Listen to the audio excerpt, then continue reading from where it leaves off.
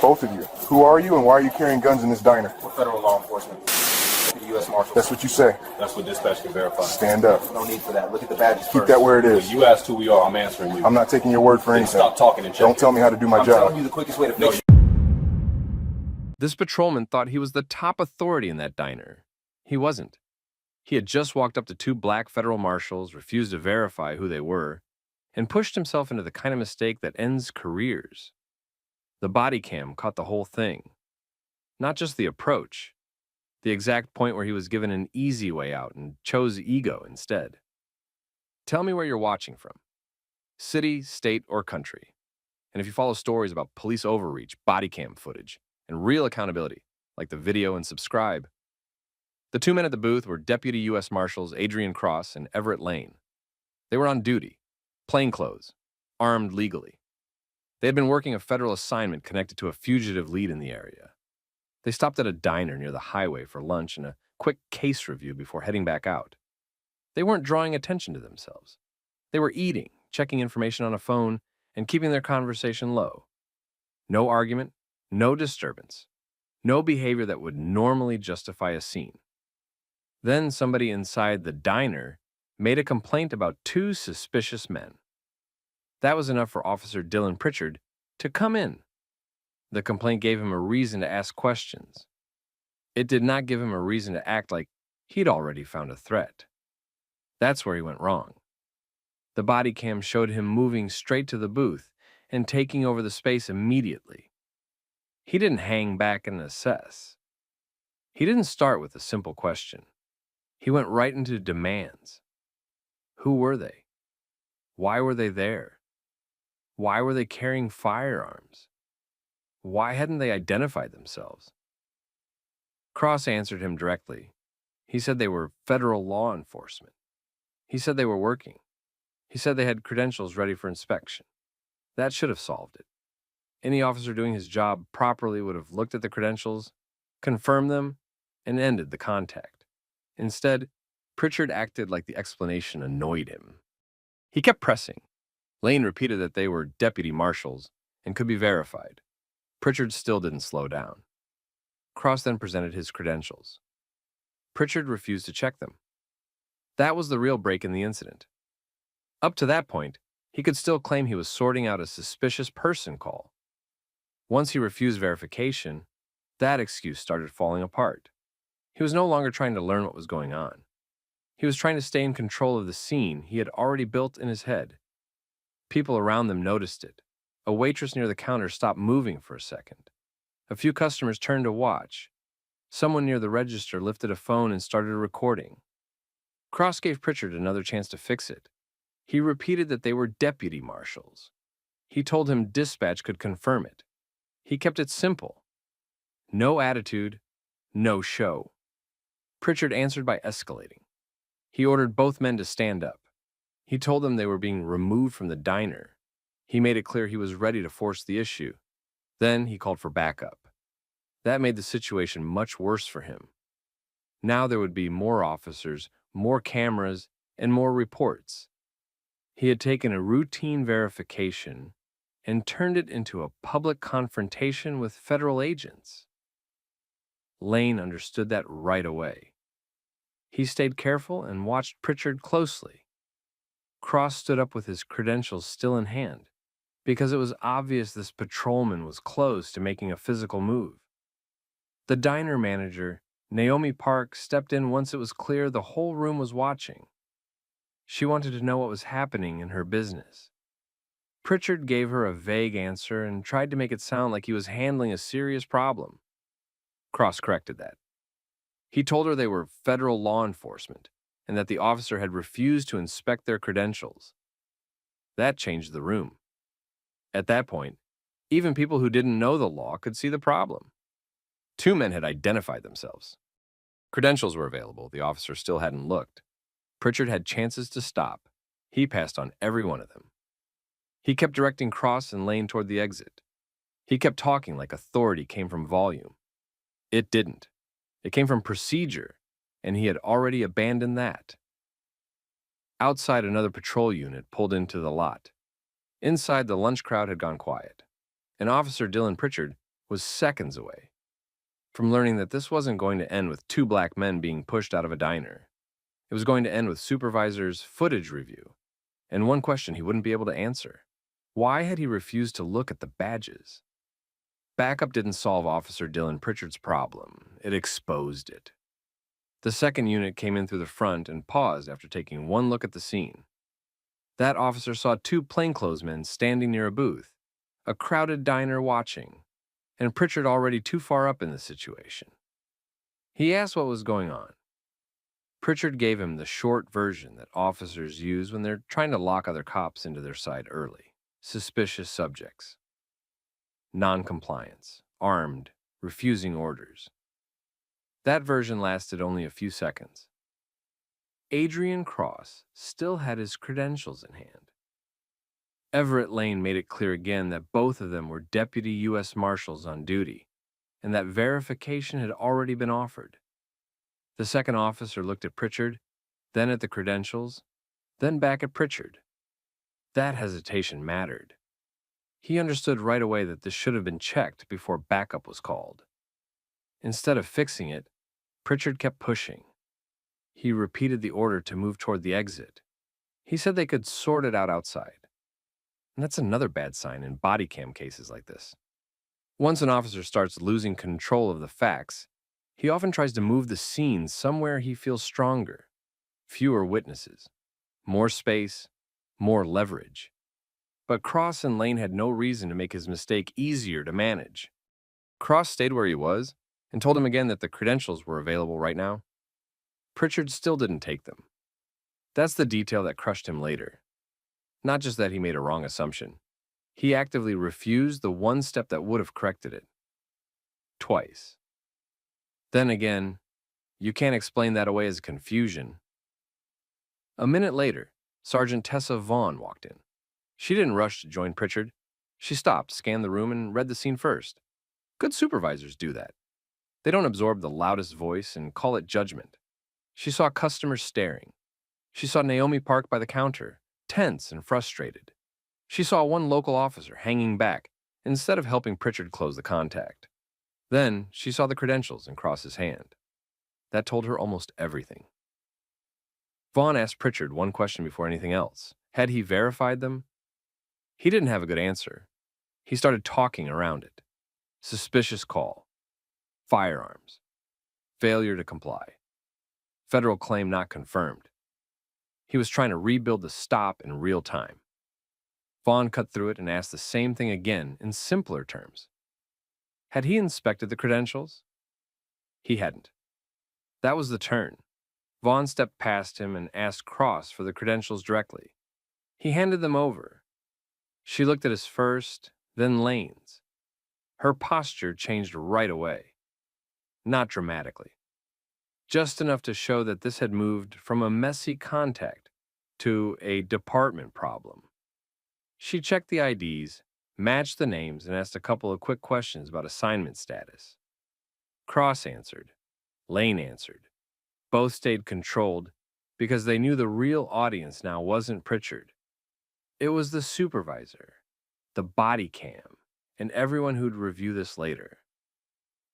Vaughn gave the credentials back, and then looked at Pritchard in a way that made the room go even quieter. She told him to stand down.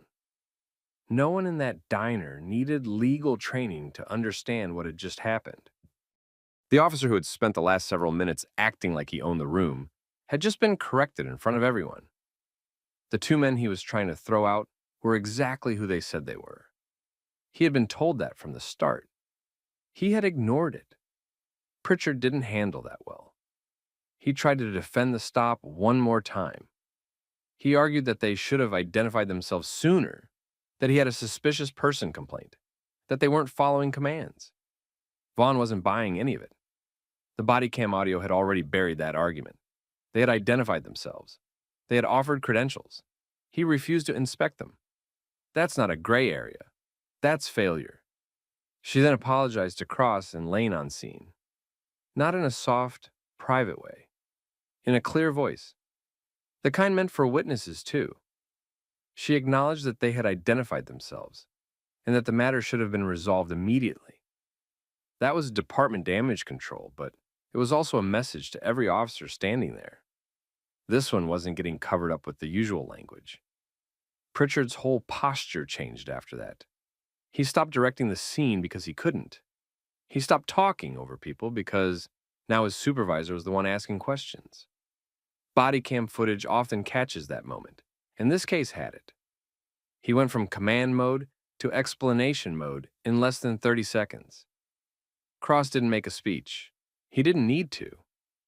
He told Vaughn that the issue wasn't a mistaken approach. The issue was that her officer had refused lawful verification and threatened force anyway. That was the point. A bad stop can start with a wrong assumption. It becomes something else when the officer keeps escalating after the facts are right in front of him. Lane added one thing that also mattered. He made clear that they were on an active federal assignment and that delaying or interfering with them wasn't just embarrassing. It had operational consequences. That's where the local officers standing nearby started to understand how serious this had become. This wasn't a diner argument. This was a local patrolman obstructing federal agents while they were working. Naomi Park spoke up after Vaughn settled the scene. She confirmed what customers had already seen. The Marshals hadn't caused trouble. Pritchard had come in aggressive and refused to listen. That statement helped because it came from someone with no stake in the law enforcement side. Just a business owner who wanted the truth straight. Vaughn asked Cross and Lane if they needed medical attention or wanted additional units contacted. They said no. They wanted names, badge numbers, and confirmation that the incident would be documented properly. That's how experienced officers handle a situation like this. They don't chase theater. They lock in the record. Pritchard had nothing useful left to say by then.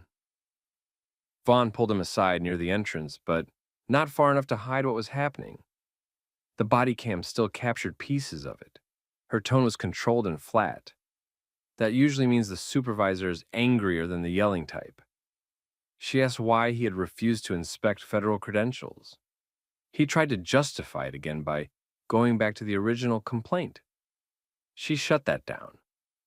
The complaint was the reason to check, not the reason to ignore the check.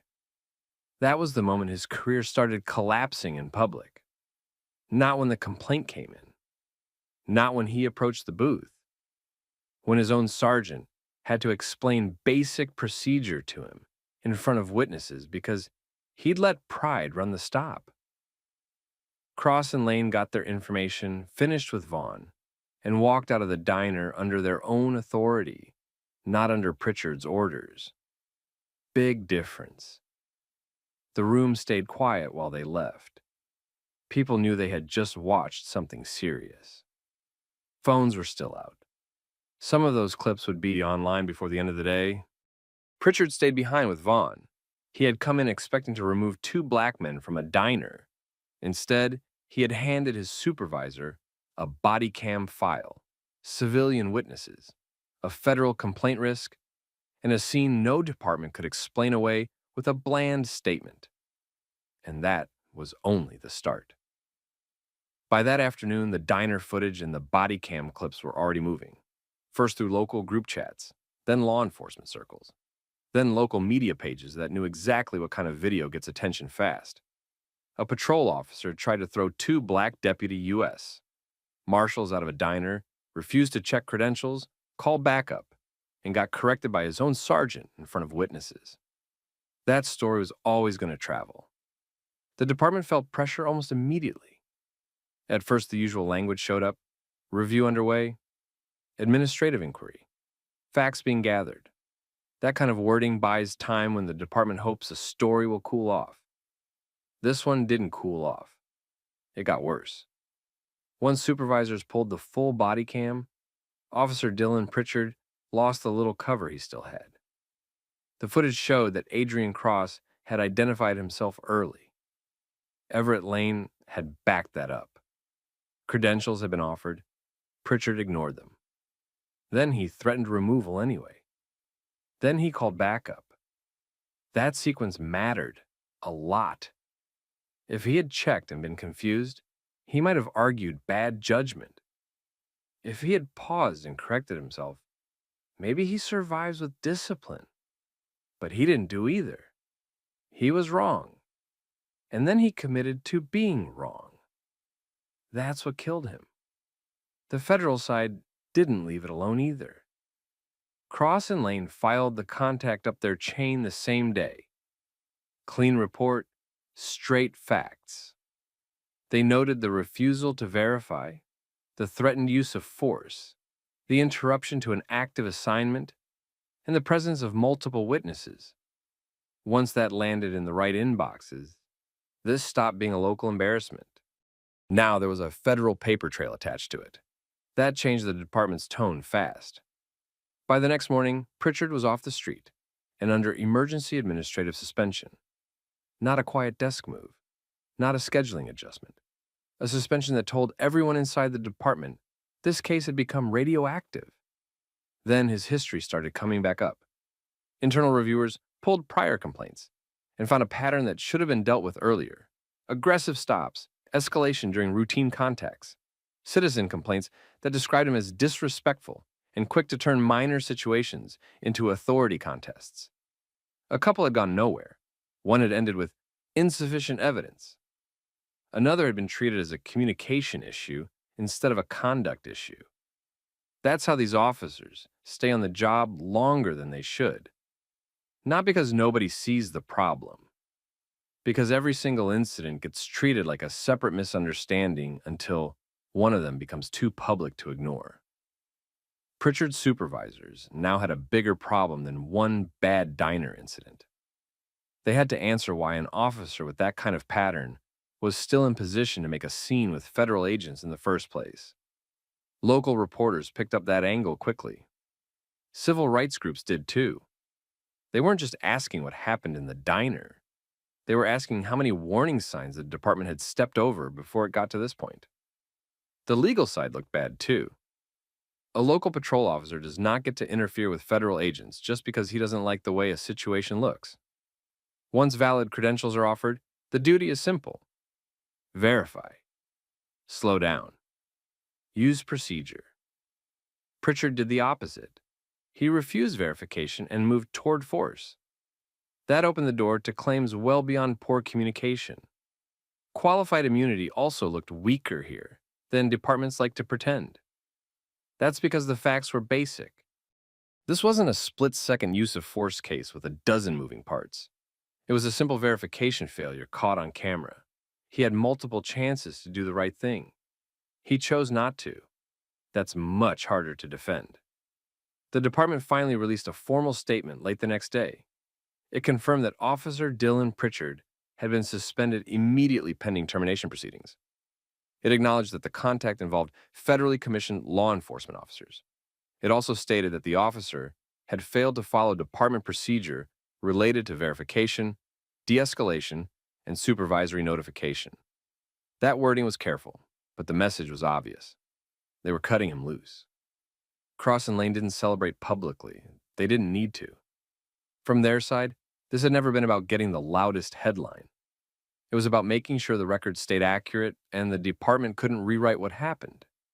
They had experience. They knew how fast a clean incident can get distorted if the paperwork isn't nailed down early. Sergeant Tessa Vaughn also came under review, but for a different reason. Not because she caused the problem. Because command staff wanted to know whether warning signs about Pritchard had been raised before and ignored higher up. Once departments get embarrassed in public, everybody suddenly wants a timeline. The union tried to slow the fall. That's normal. They argued stress, incomplete context, officer safety concerns. Same playbook. It didn't land well because the video undercut all of it. Officer safety doesn't explain refusing credentials. Stress doesn't explain repeated escalation after identity is offered. Incomplete context doesn't work when the camera already captured the missing context. Pritchard's career wasn't technically over yet on paper. Realistically, it was done. Even before a final termination vote, the suspension itself had done major damage. His name was tied to a Bodycam case involving racial bias, federal interference, and ignored complaints. Other departments would see that. Any future application would carry it. He had turned a local patrol job into a national red flag. And the part that really stayed with people was how avoidable it was. Nobody had tricked him. Nobody had rushed him. Nobody had hidden credentials from him. He was offered the truth early.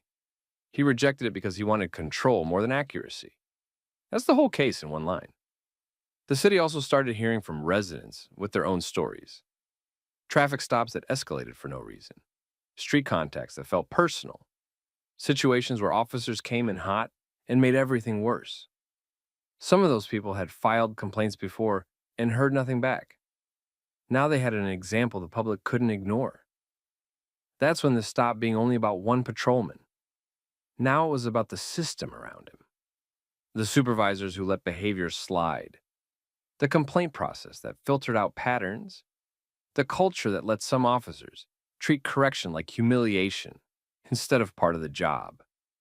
And that set up the next phase.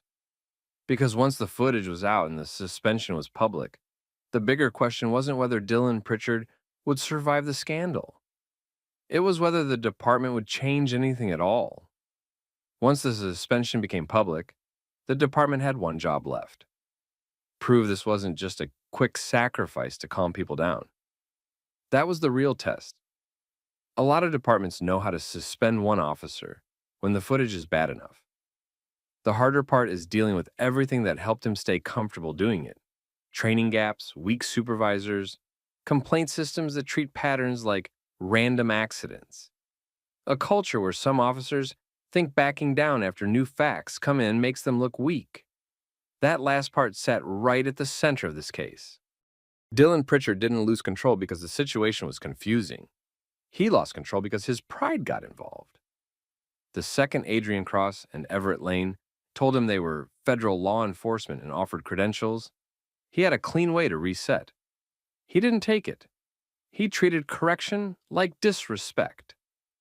That's the kind of mindset that turns a basic contact into a public abuse of authority. Bodycam transparency is what kept this one from getting buried. Without the footage, this easily could have been reduced to competing reports. Officer says they were evasive. Marshals say they identified themselves. Department says facts are under review. Story dies in a week. That's how it usually goes when there isn't clear video. Here the camera pinned down the timeline. Identification was offered, credentials were available, verification was refused. Backup was called anyway. A supervisor had to come in and stop it. That's why body cams matter when the footage is actually reviewed and released. Not because cameras magically fix policing, they don't. They matter because they cut down the room for fiction. The police board meetings after that drew more attention than usual. Residents showed up with the diner incident on their minds, but they didn't stop there. They asked how many earlier complaints against Pritchard had been screened out, downgraded, or dismissed. They asked what supervisors were required to do when an officer kept escalating minor contacts. They asked whether the department had any written rule requiring credential verification before a local officer detained or threatened force against someone claiming federal status. Those are the right questions. Specific questions. The kind departments hate when the public starts asking them in a room that goes on the record. Command staff had to answer for more than one officer. They had to explain why warning signs hadn't triggered stronger review. They had to explain whether race played a role in how suspicion was formed and how force was threatened. They had to explain why the department seemed more responsive after public embarrassment than after citizen complaints. Civil rights attorneys also weighed in, and their point was simple. Cases like this are exactly why qualified immunity keeps getting challenged. The doctrine is often used to shield officers unless a prior case matches the facts closely enough. But when misconduct is this basic, that defense starts looking thin. Refusing to inspect credentials and escalating anyway is not some impossible judgment call. It is a clear failure of duty. That's what makes the legal exposure real. The department eventually announced several changes. Mandatory documentation anytime an officer receives law enforcement credentials from another agency. Automatic supervisor response in disputed identity contacts. expanded review of prior complaints for officers involved in high-risk escalation incidents. Better, necessary. Still not enough by itself. Rules only matter if supervisors enforce them early. That was the lesson people kept coming back to. Pritchard didn't become reckless in one afternoon. He had a history. The diner incident just happened in front of the wrong people, with the wrong cameras, at the wrong time for the department to protect him. That's not reform, that's pressure. Cross and Lane went back to work. That's another part worth noticing. They didn't become symbols by choice. They were doing their jobs, stopped for lunch, and got dragged into a power display by a patrolman who thought authority came from acting bigger than everyone else in the room. They handled it the right way. They stayed controlled. They kept the record clean. They let the facts do the damage, and the facts did plenty. Dylan Pritchard went from a patrol officer trying to run a diner to a suspended officer facing termination, federal scrutiny, and a public record that will follow him long after the headlines move on. That happened because he ignored the easiest professional step available to him. Check the credentials, slow down, use procedure. He chose ego instead. That's what this story really shows. A lot of abuse of authority doesn't start with some giant conspiracy. It starts with one officer deciding he cannot be corrected. Then the system around him either stops him early or lets him keep going until the mistake gets too expensive to hide. In this case, the stop was recorded. Witnesses were there. The sergeant didn't join the nonsense. The marshals knew how to document it. That combination forced accountability. It also exposed how fragile accountability still is. Take away the footage, and this probably looks very different. Take away the witnesses, and maybe the report gets softened. Take away the federal connection, and maybe the discipline gets lighter. That's why local oversight still matters. Not as a slogan, as routine pressure, police board meetings, complaint records, public records requests. Follow up after the headlines die. That's where departments usually hope people lose interest. People shouldn't, because suspension sounds strong in the first news cycle. Permanent change takes more than that. It takes attention after the cameras move on. It takes people checking whether policy changed, whether supervisors changed, and whether the next officer with the same pattern gets stopped before he creates another disaster. That's the part viewers should remember. This wasn't a tough officer keeping order. It was a patrolman making a bad racialized assumption, refusing correction, and learning too late that volume is not authority. Procedure is. Facts are. Accountability is. What would you have done if you were sitting in that diner watching it happen? And do you trust departments to fix this kind of problem without public pressure? Put your thoughts in the comments. Share the story with someone who follows police accountability issues. And subscribe for more stories like this. You got a gun in the car? Yes, and I told you before anything moved, I'm federal. Active duty Secret Service. My credentials are available. Don't move. Don't move. Keep your hands right there. I'm not reaching. I identified myself. Stop active talking. Duty Secret Service. I'm requesting a supervisor. Stop talking. No, you need to hear me clearly. I am active duty Secret. Could one bad stop end an officer's career for good? A patrol cop pulled a gun on a black father during a routine traffic stop, not knowing the man behind the wheel was an active duty Secret Service agent, trained to handle pressure better than most people in uniform. The footage didn't leave much room for excuses, and once supervisors and federal officials got involved, the whole thing started collapsing fast. Tell me where you're watching from, and if you follow stories about police overreach, bodycam truth, and real consequences, like and subscribe. Cases like this don't fall apart because people tell the truth. They fall apart because cameras do. By the time Officer Travis Cole stepped out of his cruiser, he'd already decided the stop was bigger than it was. The vehicle was a dark SUV moving through a residential area just after dinner. The reason for the stop was minor. Cole later tried to dress it up in official language, but the dispatch audio told a simpler story. He had called in a basic traffic stop. No felony indicator, no violent suspect alert, no report of aggressive driving, nothing that called for panic. Inside the SUV, Aaron Whitaker was driving home with his wife and 2 kids. Aaron was 40, black, calm, and used to staying sharp in tense situations. He worked active duty with the Secret Service. That didn't make him untouchable, and he knew it. It did mean he understood procedure better than the officer walking up to his window. He knew how stops were supposed to go. He also knew some officers stopped listening the moment they saw a black man who didn't act nervous enough for them. Cole came in hot from the start. He didn't approach like a man handling a traffic issue. He approached like he wanted control first and facts later. His tone was aggressive before Aaron had even said much. Aaron kept both hands where they could be seen. His wife, Nicole, stayed still in the passenger seat. Their kids sat in the back, quiet at first, trying to figure out why this stop already felt wrong. Aaron did what trained law enforcement officers are taught to do when a firearm is in the vehicle. He disclosed it early. He explained that he was federal law enforcement and that he had credentials. He made it clear he wasn't reaching for anything unless instructed. That should have slowed the stop down. Instead, Cole escalated almost immediately. He stepped back, pulled his weapon, and pointed it at Aaron through the driver's side window. That was the moment the stop crossed the line. Aaron hadn't lunged. He hadn't argued. He hadn't hidden his hands. He hadn't refused instructions.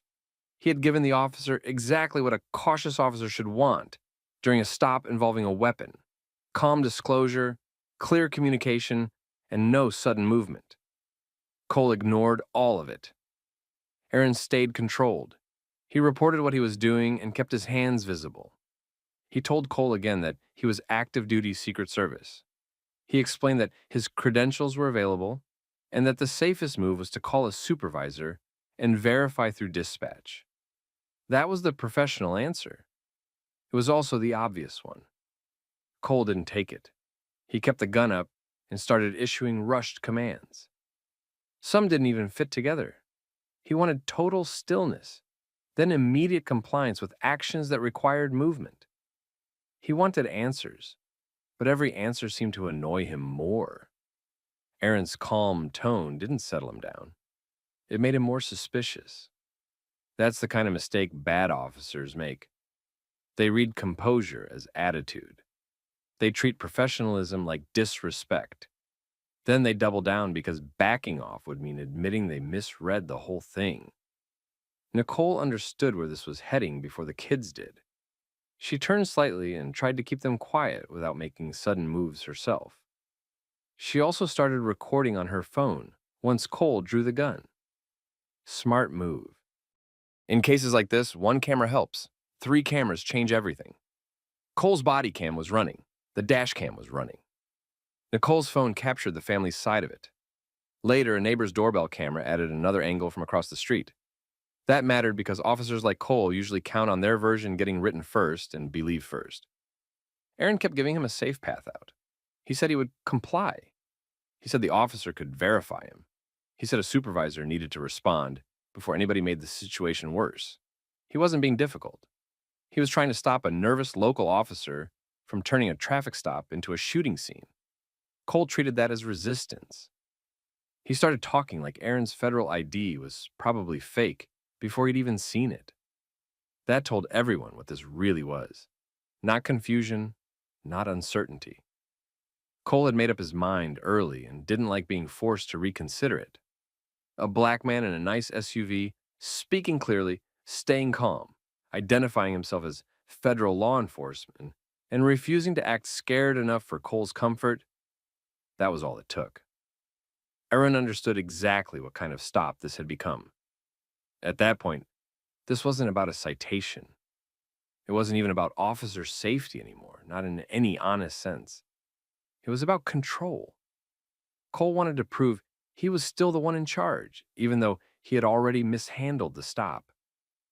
Then he made it worse. With the gun still trained on Aaron, Cole tried to force him to retrieve identification without waiting for backup or a supervisor to manage the movement. That was reckless. Aaron had already explained where his credentials were. He had already asked for verification.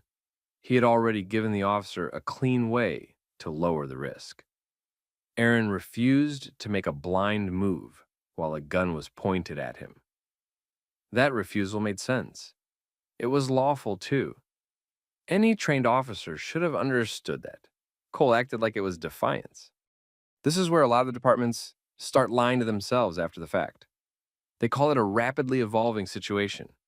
They say the officer had limited time. They claim fear forced hard choices. None of that fit here. Cole had time. Aaron gave him information. Aaron gave him procedure.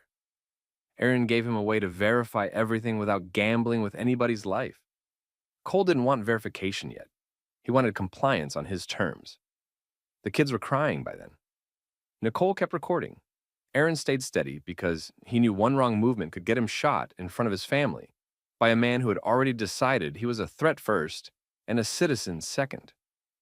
Then Aaron did the one thing that would later wreck Cole's entire defense. He repeated clearly and on camera that he was active duty Secret Service and requested a supervisor again. Now the clock had started. Because once another unit arrived and dispatch checked the name, Cole wasn't going to be able to hide behind guesswork. He was going to have to explain why he pointed a gun at a cooperative federal agent during a low-level traffic stop in front of 2 children. And that explanation was never going to hold up. The stop changed when the supervisor arrived. Sergeant Dana Ruiz pulled up, saw Cole still aiming his gun at a seated driver, and knew the stop had already gone too far. She didn't need Aaron's job title yet to see the basic problem.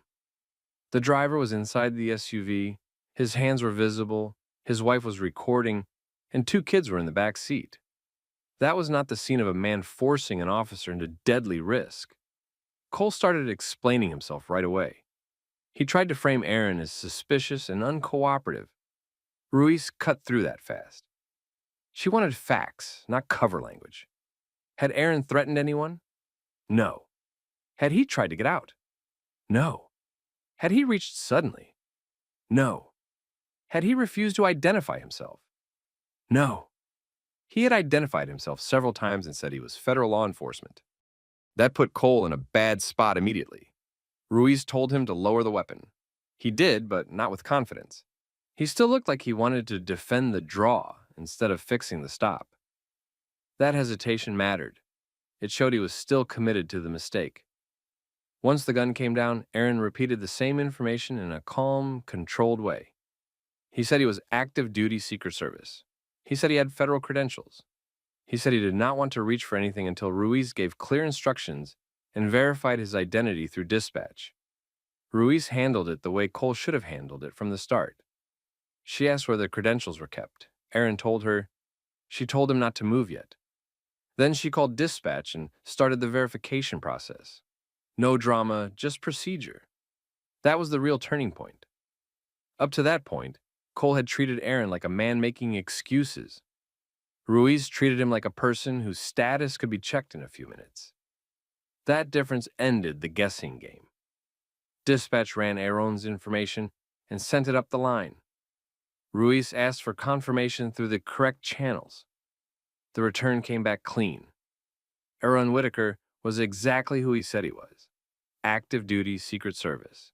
Currently employed, legally armed under his federal role.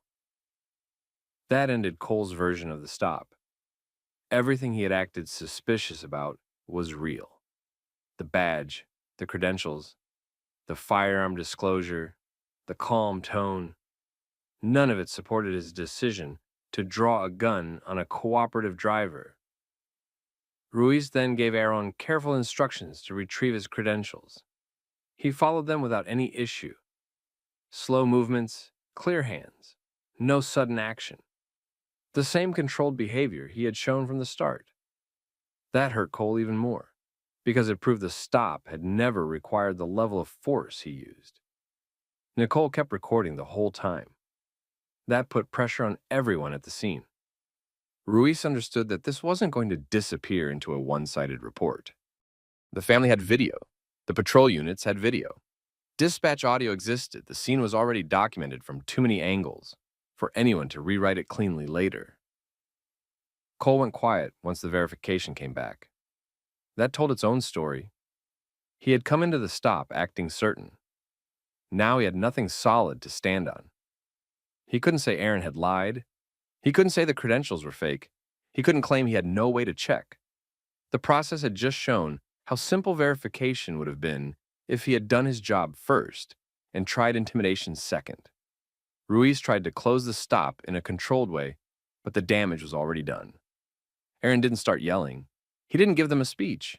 He stayed focused on the record. He asked for the names and badge numbers of everyone on scene.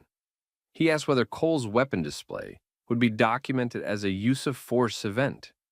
He asked whether the body cam footage would be preserved. Those questions landed hard because they showed he understood exactly what the department would now have to explain. Cole had pulled a gun on a man who knew policy, evidence rules, reporting duties, and how weak police paperwork looks when video says something else. Ruiz gave Aaron the identifying information he requested and told him the incident would be reviewed. That sounded official, but Aaron wasn't relying on local promises. He had already seen how quickly one officer had turned a basic stop into a dangerous one. He was not going to leave the next step to the same department that caused the problem. Once the family was cleared to leave, Aaron drove home and reported the stop through his field office that same night. That changed the scale of everything. This was no longer a local complaint from a driver saying an officer overreacted. This was an active-duty federal protective agent reporting that a local patrol officer had pointed a gun at him during a low-level traffic stop after clear disclosure while his wife and children were in the vehicle. The Secret Service took that seriously right away. They requested preservation of all relevant evidence: body cam files, dash cam files, dispatch recordings, radio traffic, field notes. The department was now dealing with more than embarrassment. It was dealing with federal scrutiny and a clean paper trail. Then Cole made another mistake. He filed a report that did not match the stop very well. He described Aaron as difficult. The recording showed Aaron staying careful and precise. He suggested the stop developed quickly because of driver behavior. The video showed that Cole created the tension by escalating before he had verified anything. He used broad phrases that made him sound reasonable, but the actual footage undercut them. That kind of report is hard to defend when the camera catches the full sequence. By the next morning, the department knew this was serious. Internal Affairs had the files. Command staff had been briefed. City attorneys were paying attention. The Secret Service field office was involved. And the worst part for Cole was simple. The facts were clear. He had not drawn on a threatening suspect. He had drawn on a calm federal agent who had tried to keep the stop safe while Cole kept making it worse. By the next morning, this was no longer a bad stop. It was an evidence case. Aaron Whitaker had already reported the incident through his Secret Service field office. Nicole had saved her phone video in multiple places. The department had its own body cam and dash cam files. Dispatch audio existed too. That combination boxed Travis Cole in before Internal Affairs even started asking questions. The first issue was simple. His report didn't match the footage. He wrote Aaron like a difficult driver who forced the stop to escalate. The video showed a man staying still, speaking clearly, and trying to move the stop back into normal procedure. Cole wrote the situation as fast and uncertain. The recording showed something else. He had time. He had information. He had repeated notice that the driver was identifying himself as federal law enforcement. He chose force anyway. That gap destroyed the easiest defense. Departments can excuse a lot when facts are fuzzy. They can say an officer made a judgment call. They can say the public only saw one angle. They can say stress affected perception. That didn't work here. There were too many angles and they all leaned the same way. Internal Affairs pulled everything: body cam, dash cam, radio logs, dispatch audio. Then they checked the timeline line by line. When did Aaron first disclose the firearm? When did he identify himself as federal law enforcement? When did he request a supervisor? When did Cole draw? When did Ruiz arrive? When did verification happen? Once investigators laid it out that way, Cole looked worse with every minute. Then they checked policy. That's where the case got ugly for the department. Local officers are not expected to blindly trust anyone who claims federal status. Nobody serious expects that. They are expected to verify the claim without turning a routine stop into a shooting risk when the driver is cooperative and contained. That's the point. Slow it down. Control the movement. Call a supervisor. Use dispatch. Confirm credentials. Cole skipped the important part and jumped straight to dominance. Training records didn't help him either. The department had de-escalation modules. It had reporting standards for weapon displays. It had procedures for supervisor response. On paper, the department could say Cole knew better because the department had taught better. That might help the city later. It did nothing for Cole. Then command staff reviewed his personnel history. That's when this stopped looking like one random mistake. He didn't have some movie villain file full of scandal. Real life usually isn't that neat.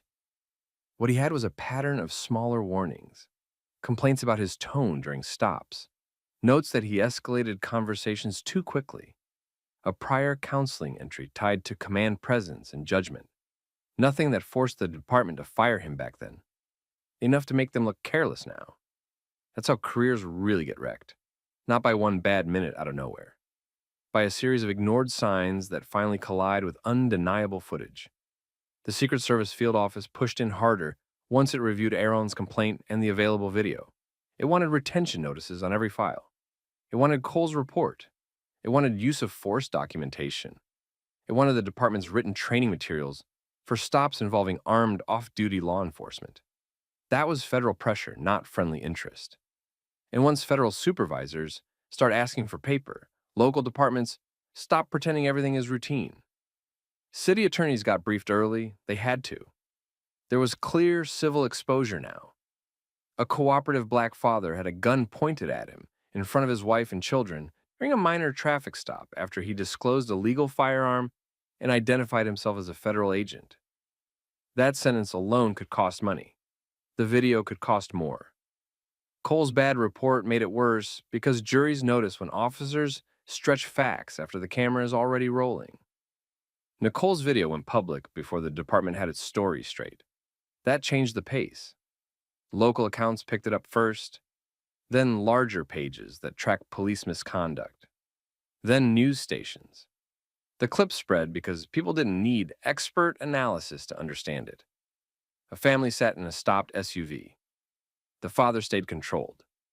The officer acted like control itself was suspicious.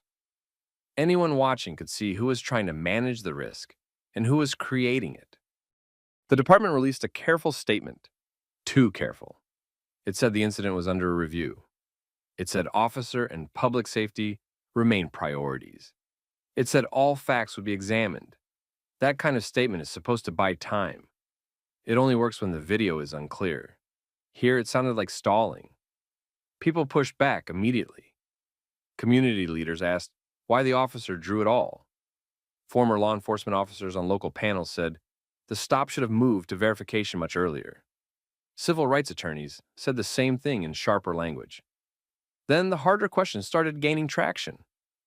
If Aaron Whitaker had not been a federal agent, would anyone have taken this seriously? That question hit because everyone knew the answer. His job didn't create the injustice. It just made it harder to bury. Aaron kept his complaint focused. Smart again. He didn't let the story drift into vague outrage. He stayed with the facts. Clear disclosure, calm behavior. Weapon drawn without clear cause. Credentials ignored. Supervisor requested. Verification delayed. Family present. Every part of that sequence mattered. Together they formed a clean picture of failure. Nicole's role mattered too. Her recording made sure the family's point of view stayed in the case. Not the department's version. Not just the body cam angle chosen by police. Her footage captured the emotional reality inside the SUV. The kids crying. Aaron staying steady. Cole sounding like a man more interested in winning the stop than handling it correctly. That kind of video lands hard because it shows the cost of bad policing in real time, not as paperwork later. Inside the department, Cole was already becoming a liability. Supervisors couldn't defend the draw cleanly. Ruiz's presence on scene made it harder for them to pretend the stop stayed reasonable throughout. She had ordered the gun lowered. She had verified Aaron correctly. Her actions exposed the obvious point. The situation became manageable the second someone followed procedure. That left Cole alone with his choices. By the end of the week, he was off the street. Officially, it was administrative leave pending investigation. That's the usual first move. Get the officer out of uniform, lock down the evidence, and buy time. But everyone watching knew what it meant. The department didn't trust him in the field while the case was under review. And Cole knew it too. The bigger problem for him was no longer public embarrassment. It was credibility. Once an officer's report stops matching video, every later explanation sounds weaker. Once federal agencies are involved, weak explanations get tested harder. Once a pattern shows up in the file, the department starts protecting itself instead of protecting the officer. That shift had started. Travis Cole was no longer the man who controlled the stop. He was the problem the department needed to contain.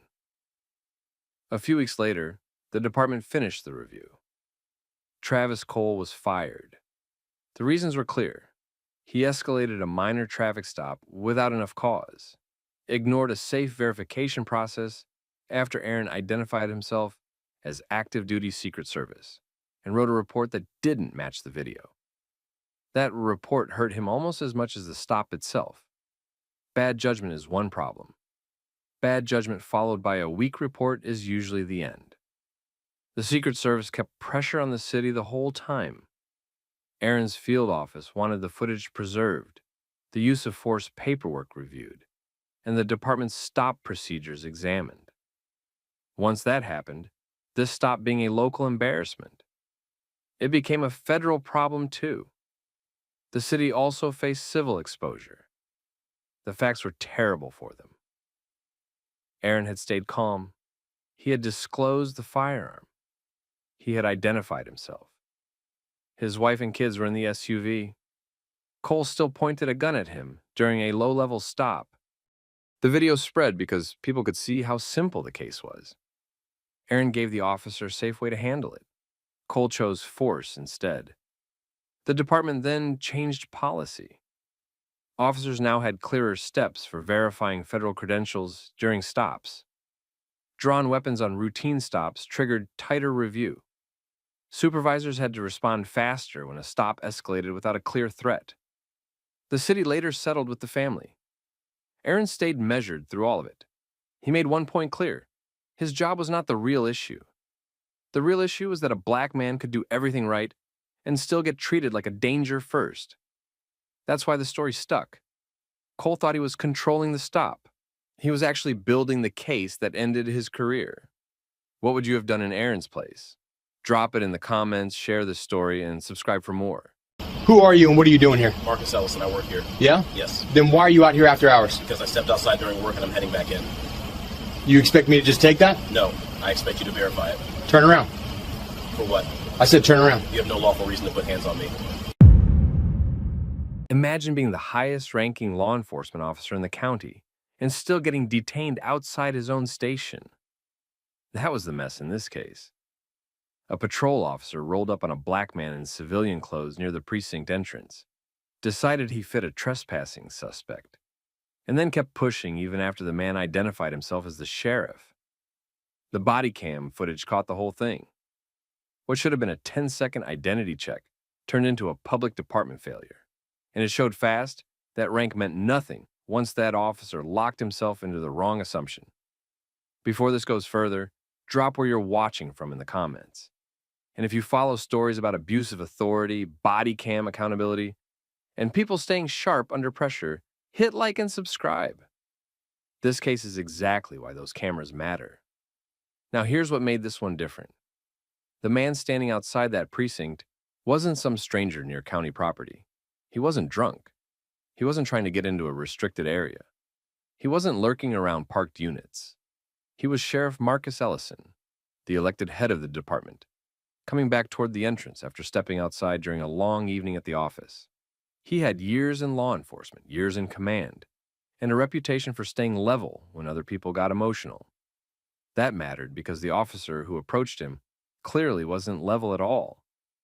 The footage started with movement and tension already in it. Officer Tyler Grady pulled in from a suspicious person call. Somebody had reported a man near the side entrance of the station after hours. That call alone shouldn't have created a scene. Not at a sheriff's precinct.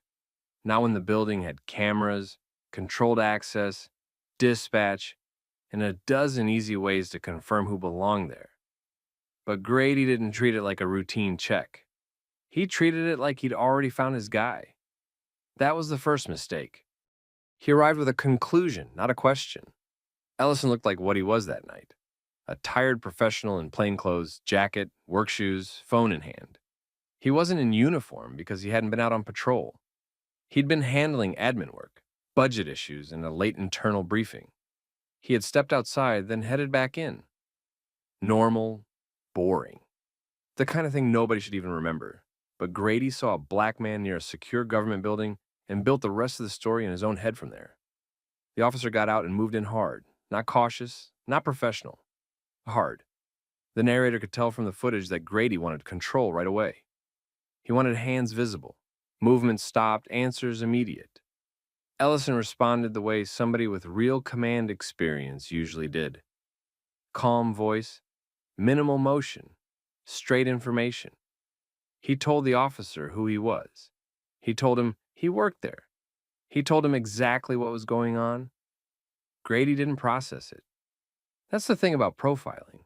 Once it hardens into certainty, facts start sounding fake to the person who's already decided what the truth is. Ellison identifying himself as sheriff didn't calm Grady down. It made him more aggressive because now he hurt his attitude. He started demanding credentials in a tone that said he was sure he had caught somebody in a lie. Ellison gave him what he asked for. That should have ended it. A normal officer would have taken the ID, checked the name, called dispatch, maybe contacted the desk inside, and cleaned the whole thing up in under a minute. That didn't happen. Grady looked at the credentials and still refused to back off. He treated the ID as possibly fake. He treated the explanation as a stalling tactic. He treated the man in front of him like the problem instead of treating his own confusion like the problem. That's where the footage got ugly in a way departments hate. Because once a person has valid identification in front of an officer, the excuses start shrinking fast. The tools were all there. Radio, dispatch, building staff, computer check, camera coverage. Every one of them could have solved this. Grady ignored all of it because he didn't want verification. He wanted compliance first, and he wanted to prove he'd been right from the jump. Ellison still didn't lose control. That part matters. People always say just stay calm, just explain, just cooperate, as if that magically fixes bad policing. Ellison actually did all of that. He identified himself. He presented official credentials. He stayed measured. He didn't posture. He didn't match the officer's energy. He gave the officer every off-ramp. Grady refused every single one. Then he escalated. He closed distance. He started directing Ellison away from the entrance and toward the unit. His posture changed from questioning to detention. His body cam showed exactly when that shift happened. He wasn't investigating anymore. He was trying to force the situation into a stop he could justify later. That's a common pattern in bad encounters. Once the officer senses the facts aren't helping him, he creates a compliance issue and pretends that was the real problem all along. Ellison kept telling him who he was, kept telling him to verify it, kept giving him the lawful, easy path. Grady didn't take it. He put hands on him, right there, outside the sheriff's own precinct. Not because Ellison had attacked him, not because he had tried to flee, not because he refused identification. The record showed the opposite. Grady put hands on him because he couldn't admit he had made the wrong call about the wrong man in the worst possible place. The physical part of the detention wasn't long, but it didn't need to be. It was enough. Enough for the cameras. Enough for the legal exposure. Enough for every deputy who later saw the footage to understand that this wasn't just an awkward mistake. This was a trained officer blowing past policy, common sense, and basic verification, because his first assumption mattered more to him than reality. And Ellison knew it in the moment. He didn't turn it into a shouting match. He didn't start performing for the camera. He stayed on the facts and let Grady keep digging his own hole. That was smart. Very smart. Because Bodycam doesn't just record what happened. It records who stayed professional when the pressure hit. Within seconds, radio traffic started shifting. Backup was moving in.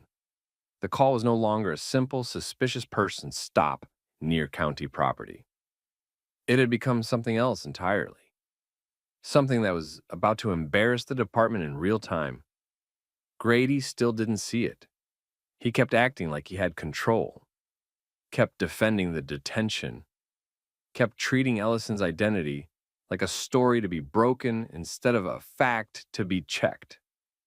That's what made this case so bad. Not just the first bad assumption.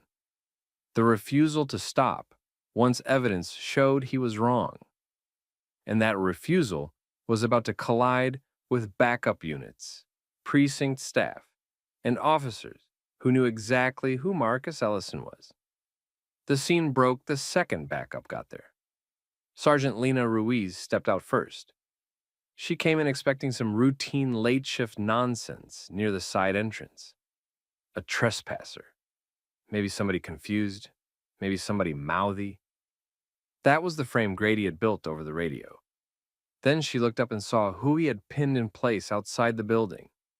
Sheriff Marcus Ellison. That changed everything at once. Ruiz didn't need a second look. She knew him. So did the next deputy who pulled in behind her. His reaction said more than any report ever could. The energy on scene flipped from forced control to instant damage control. Everybody understood it. Grady had detained the sheriff outside the sheriff's own precinct, after the sheriff had already identified himself and shown credentials. That wasn't a misunderstanding anymore. That was exposure. Ellison stayed exactly how he'd been the whole time. Controlled, focused, no ranting, no dramatic speech. He told Ruiz what happened in short order. He identified the point where he had provided credentials. He identified the point where Grady refused verification. He identified the point where the detention became physical. He also made one thing clear right there on scene. All camera footage, body cam records, radio traffic, and access logs needed to be preserved immediately. That was a command decision and a legal one. Grady tried to explain himself, tried to frame it like he was being careful, tried to say he had to make a fast judgment based on the suspicious person call. That argument died fast. Ruiz knew the policy. Everybody on that scene knew the policy. When a person identifies himself, presents official credentials, and is standing outside a county law enforcement facility, where that identity can be verified in seconds, the job is to verify, not escalate, not improvise a physical detention because ego got involved. That was the part Grady couldn't talk around. His whole stop had started with an assumption. A black man in plainclothes near a government building after hours. He read threat before he read context. Then he kept protecting that first bad read all the way through valid ID, direct explanation, and multiple easy chances to slow down. That's how officers get departments sued. Not by making one wrong guess. By making the same wrong guess 5 times in a row and forcing everybody else to live with the consequences. Ellison was uncuffed. The scene ended. The real problem started. Inside the building, word moved faster than any official memo. Staff saw the footage flags come through. Deputies heard radio chatter. Supervisors started asking the same question. How did an officer in this department ignore the sheriff's identity outside his own precinct? It wasn't just embarrassing. It was destabilizing. A department runs on chain of command, but deeper than that, it runs on basic trust that officers know how to verify before they use force. Grady had failed both tests. By the next morning, Internal Affairs had the footage. So did county legal staff. Ellison didn't bury it, that mattered. A lot of people in his position would have handled it quietly to protect the department's image. He didn't. He knew the cover-up always becomes the second scandal. He issued a public statement that day. He described the stop as unacceptable, factually unsupported, and inconsistent with the standards his office claimed to uphold. He said the review would be transparent.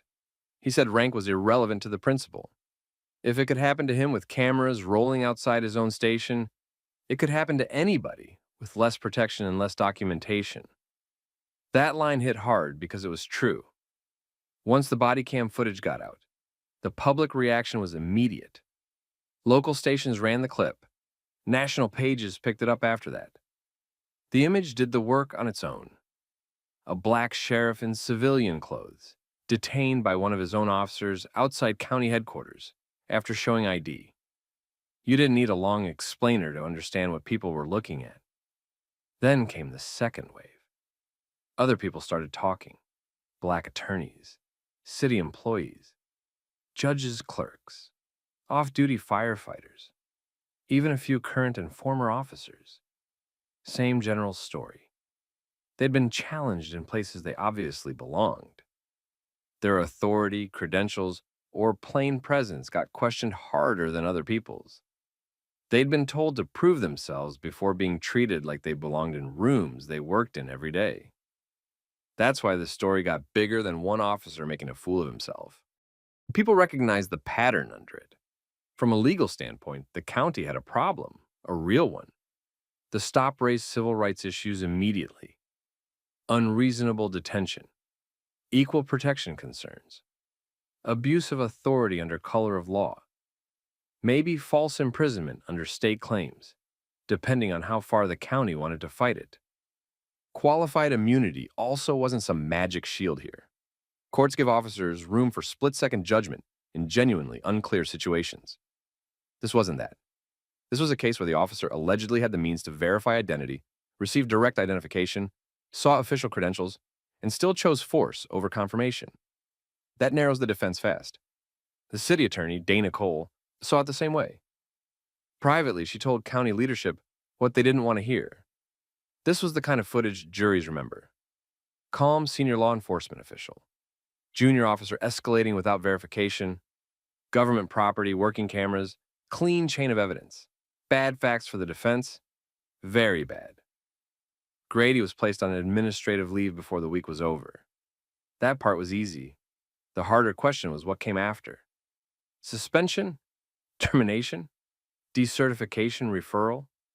The public wanted the strongest option, and honestly, they had a point. A lot of departments talk big about professionalism until one of their own creates liability. Then suddenly everybody starts using soft language like lapse in judgment or breakdown in communication. This wasn't a communication issue, it was a conduct issue. Internal affairs moved line by line through the stop. They reviewed body cam, radio traffic, parking lot cameras, dispatch logs, access control records, and witness statements. The findings lined up with what the public had already seen. Grady had enough information to pause and verify. He chose not to. He escalated based on suspicion that survived every contradiction thrown at it. That's confirmation bias in uniform, and it gets dangerous fast because the officer starts seeing proof of guilt inside every act of calm disagreement. Ellison didn't grandstand through the review. He kept it procedural. That was smart. He recused himself from direct disciplinary decision-making and kicked the employment outcome through the proper channels. That protected the process. It also protected the result. He wasn't trying to look like a victim getting personal revenge. He was making the department answer for its own standards. The disciplinary outcome hit a few weeks later. Grady was terminated. The case was also referred to the state certification board for a review of his peace officer status. That was the right move. Firing an officer matters, but decertification is what stops the same person from drifting into another agency 2 counties over and doing the same thing again with a fresh badge. That wasn't the end either. Ellison used the incident as leverage to force changes that should have already existed. New policy required mandatory live verification steps before detention and identity disputes involving government facilities, employees, or presented credentials unless there was an active violent threat. Suspicious person calls got a narrower response standard. Supervisors had to respond automatically if an officer challenged a person claiming official affiliation near county property. Bodycam review became mandatory in every stop, tied to mistaken identity complaints. De-escalation training got rewritten to focus less on slogans and more on actual decision points. What facts do you have? What facts are you ignoring? What can you verify right now? What are you escalating toward and why? That's the stuff that matters. Not posters in the hallway. Not nice mission statements. County lawmakers jumped in too. They proposed a broader mistaken identity detention bill requiring agencies that receive public funds to document verification failures and report racial disparity patterns in stops tied to credential disputes. Some people called that overreaction. It wasn't. Oversight only sounds excessive to people who never expect to be on the receiving end of a bad stop. Ellison's public standing actually got stronger after all this. Not because he enjoyed the attention. He clearly didn't. It got stronger because people watched him go through humiliation, keep control, preserve the evidence, and push the case toward accountability without turning it into theater. He didn't need to scream to make the point. The footage made it for him, and the point was ugly. A title didn't protect him. Rank didn't protect him. Experience didn't protect him. His own building didn't protect him. The only things that protected the truth were his composure, the cameras, and the fact that the officer's mistakes were too visible to hide. That's why this story stuck. It wasn't just about a sheriff getting stopped. It was about what happens when institutional power meets racial bias, and the bias acts first. It was about an officer who felt bold enough to ignore the obvious, because appearance overruled process in his head. It was about how fast a department can lose credibility when one person decides verification is optional. And it was about why oversight matters, because without the footage, plenty of people would have tried to soften this into a harmless mix-up. It wasn't harmless. It was a warning. So that's the case.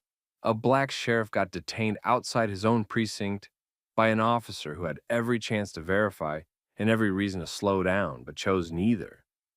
The cameras caught it. The department had to answer for it. The officer lost his job. Policy changed. And the whole thing became a lesson in what accountability looks like when the facts are too clear to bury.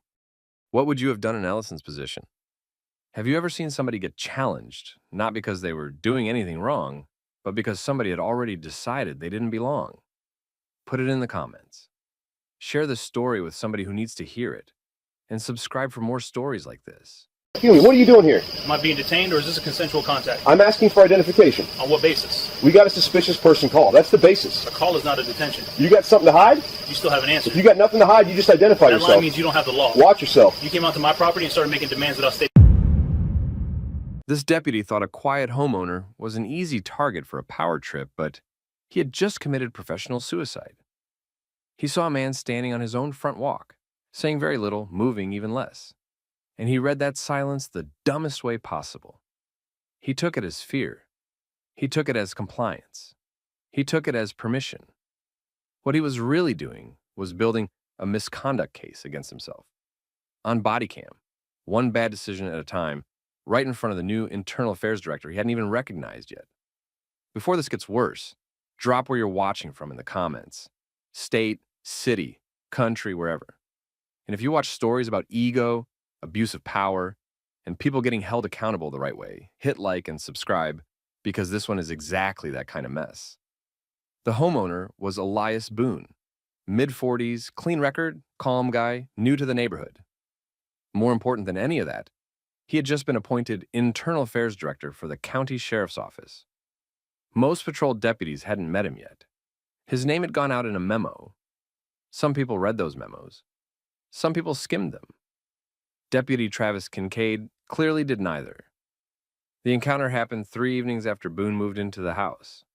He'd been unloading boxes, checking the angle on the exterior cameras, and making sure the front of the property was covered before dark.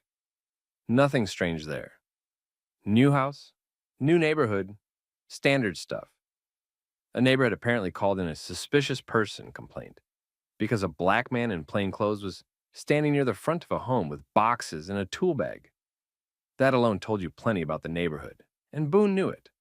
He also knew a complaint by itself didn't magically create legal authority. Kincaid rolled up already carrying himself like he'd caught somebody. Not like he was checking a complaint, like he was arriving to win something. He got out of the unit fast, chest out, chin high. One hand near his belt, big voice from the start. He didn't open with a normal question, didn't ease into it, didn't frame the contact as voluntary. He came in with command energy, like Boone had to answer, because he was standing there in a uniform. Boone looked at him, stayed still, hands visible. Didn't match the deputy's energy. Didn't try to impress him either. That was the first thing that got under Kincaid's skin. Guys like that feed off reactions. Fear works for them. Anger works for them, too. Arguing gives them room. Boone gave him none of it. Kincaid demanded identification right away. Not requested, demanded. He said he needed to know who Boone was and what he was doing there. Boone didn't play into the script. He asked, in a flat tone, whether he was being detained or whether this was just a consensual contact. That was the first clean fork in the road. A decent deputy answers that straight. Either yes with a lawful basis or no, and the person is free to end it. Kincaid didn't do that. He got irritated because Boone had just shifted the conversation from authority theater to actual law. So he got louder. He said the homeowner didn't get to control the stop. He said he was asking the questions. He said refusal to cooperate would make things harder. Real familiar nonsense. The kind officers use when they want compliance first and legal justification later. Boone didn't help him. He didn't explain that the house was his, didn't reach for papers, didn't start telling his life story to soothe the deputy's ego. He repeated the question. Was he detained or not? Kincaid still wouldn't answer it cleanly. That's where the whole thing started going from sloppy to dangerous. Because now the deputy had a choice. Back off and admit he had no real basis to hold the man there, or escalate and pretend he did. He picked the second option because his pride was already in it. He started talking about obstruction, then failure to identify, then officer safety. He stacked vague phrases the way weak officers always do when they need the person in front of them to not know the rules. Problem was, Boone knew them better than he did. This is the part people need to understand. Silence isn't suspicious. Refusing casual questioning on your own property isn't a crime. Not volunteering ID in a non-custodial encounter isn't automatic probable cause for anything. Kincaid acted like basic constitutional limits were personal disrespect. He stepped closer. Too close. Boone took one step back, not because he was scared, but because Kincaid was crowding him on his own walkway and trying to dominate the space physically. Boone told him to maintain distance. Calm voice. No performance. That only made Kincaid more aggressive because he was hearing control from someone he had already decided was supposed to submit. He started treating the front yard like a scene. Started glancing at the porch, the doorway, the side yard, like he was looking for a reason to convert a weak contact into a full detention. He asked whether Boone lived there. Boone didn't answer. He asked whether there was anyone else inside. Boone didn't answer that either. Smart move. Because now the deputy was fishing, and every answer would have just fed the next overreach. Kincaid said if Boone had nothing to hide, he'd just identify himself. That line tells you a lot about a cop. Good officers don't say that garbage because they know rights aren't evidence of guilt. Bad officers say it all the time because they think constitutional limits are obstacles created by difficult people. A patrol supervisor should have been called right there. Kincaid should have either articulated a real basis for detention or ended the contact. He did neither. He doubled down. He told Boone he could detain him until he figured out who he was. not true on these facts. He suggested Boone might be trespassing on the property Boone owned. He implied he could sort it out after cuffs if necessary. That was another major problem. He wasn't describing the law. He was using arrest as a threat tool. Boone let him talk. That part mattered a lot. Because when somebody in authority starts abusing power, the cleanest thing you can do is let them keep choosing their own words. You don't interrupt. You don't rescue them from themselves. You let the record get complete. The body cam was rolling. Boone's front cameras were rolling too. Across the street, an older neighbor had come out onto her porch after hearing the raised voice. She had her phone up. Kincaid either didn't notice or didn't care. Probably both. That told you how confident he felt. He thought he was the one documenting a defiant civilian. He had no clue he was filming evidence for an internal affairs case that would end his career. Then he made the move that buried him. He said he needed to verify who lived there and started toward the porch. Not just toward Boone, toward the actual residents, toward the doorway. He dressed it up in official language, saying he needed to confirm occupancy and clear up the complaint. Same old trick. Dress a personal power grab in safety language and hope nobody calls it what it is. Boone changed immediately. Still calm, still level. But now he spoke with more force because the line had moved from harassment into a direct Fourth Amendment problem. He told Kincaid to stop and step back from the house. He stated there was no warrant, no consent, and no emergency. That's how people who know the law talk when they're drawing a clean boundary. No extra words, no emotion wasted. Kincaid stopped, but only because the tone had changed enough to register. Not respect, just hesitation. Then he did one last dumb thing. He tried to recover his authority by acting offended. He asked Boone whether he understood who he was dealing with. And that's when the whole scene flipped. Boone reached into his jacket slowly, carefully, the way someone does when he knows cameras are on, and he knows exactly how this will be reviewed later. He pulled out a credential wallet and opened it just enough for Kincaid to see. Not rushed, not dramatic, controlled. Kincaid leaned in. Read the shield. Read the title. Then read it again. Internal Affairs Director, new appointment, County Sheriff's Office. The same office whose policies he had just shredded on camera. The same office that would now review every second of what he'd done. His whole body changed. Fast. The shoulders dropped first, then the jaw, then the stance. The swagger vanished so completely it was almost embarrassing to watch. He started talking in a different voice right away. Softer, quicker, messier. He tried to reframe the contact as a misunderstanding. Tried to act like everybody was just doing their job. That's what they do when the game ends and the record starts mattering. Boone didn't give him an exit. He identified each issue in real time. No shouting, no speech. He noted the lack of articulable suspicion. He noted the repeated threats without lawful basis. He noted the coercive demand for identification. He noted the attempted movement toward a residence without warrant, consent, or exigent circumstances. Then he told Kincaid to stop speaking and wait for a supervisor. And just like that, the deputy who had strutted onto the property expecting submission was standing silent on camera, knowing he had just field-tested his own misconduct in front of the man now responsible for investigating it. Kincaid knew it was over before the supervisor even arrived. Not officially, not yet, but he knew.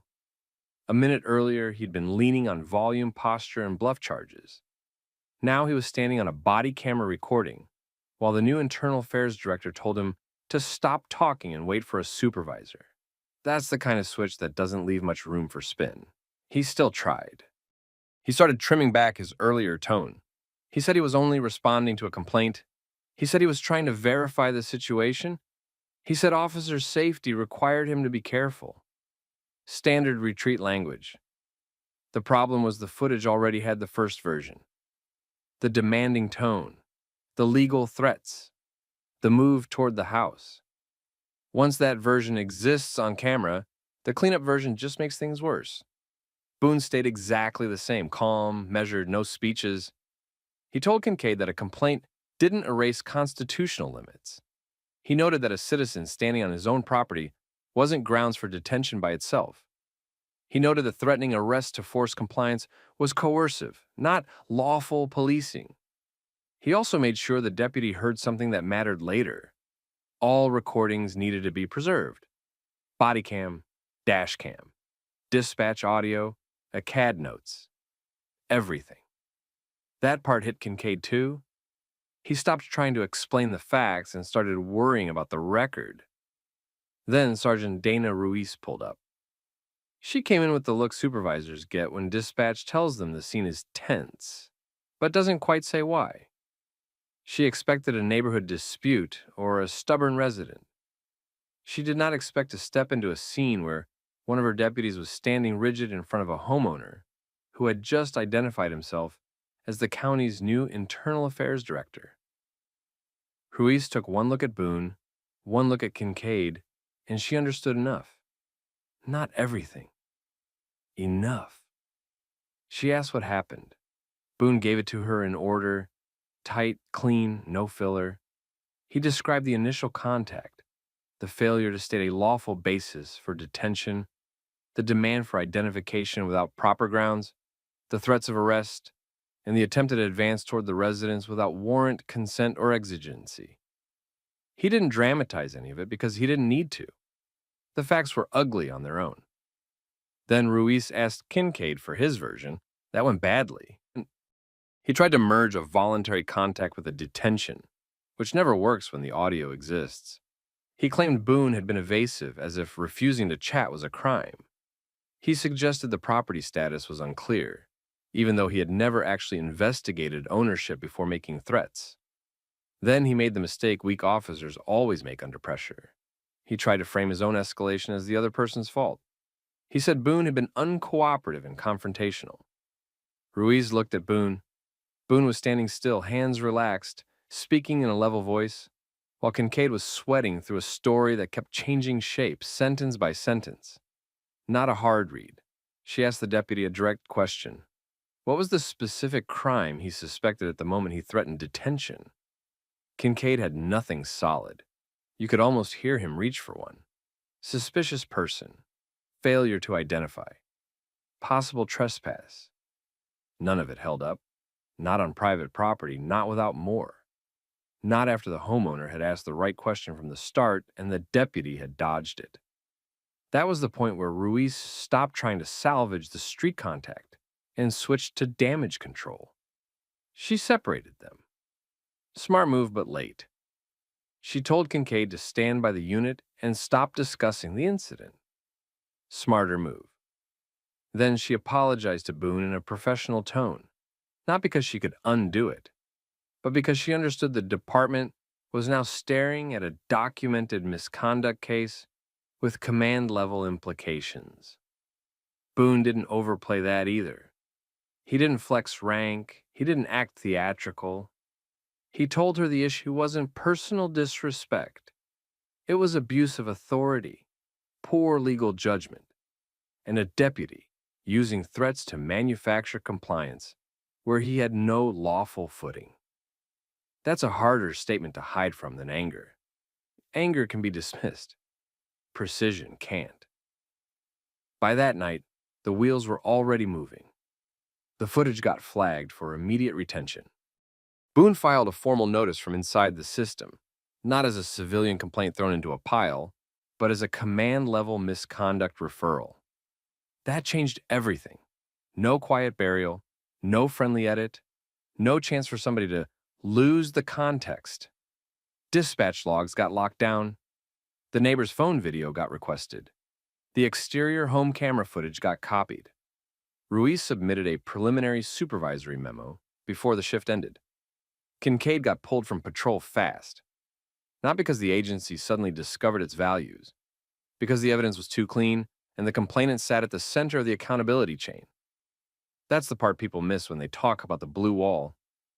It works best in shadows. It works when records are loose, victims are isolated, and supervisors can pretend the facts are muddy. Here, the record was sharp. The target knew policy better than the deputy, and the person offended wasn't asking for favors. He was documenting violations. Administrative leave came first, then the formal interview.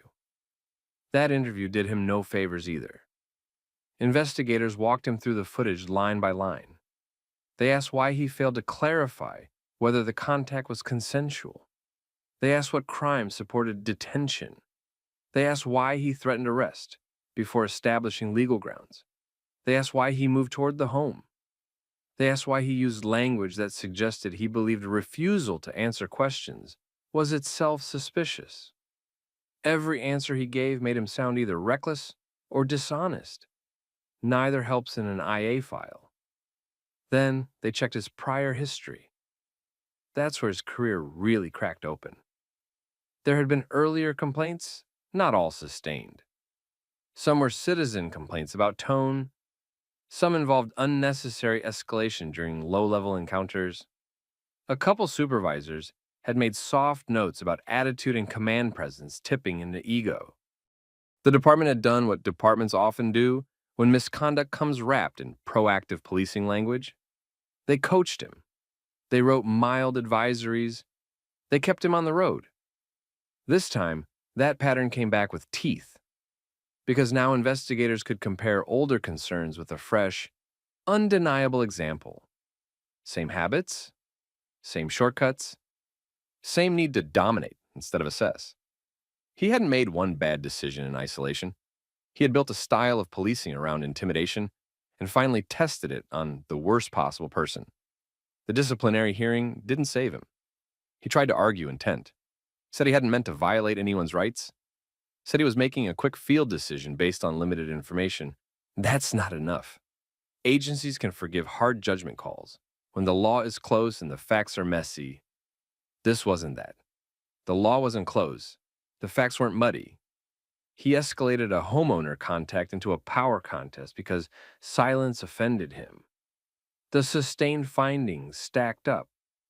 Unprofessional conduct, abuse of authority, failure to properly articulate reasonable suspicion, improper threats of arrest, attempted warrantless intrusion onto protected property without lawful exception, false or misleading assertions of legal authority during a citizen encounter. That combination is poison in a hearing room.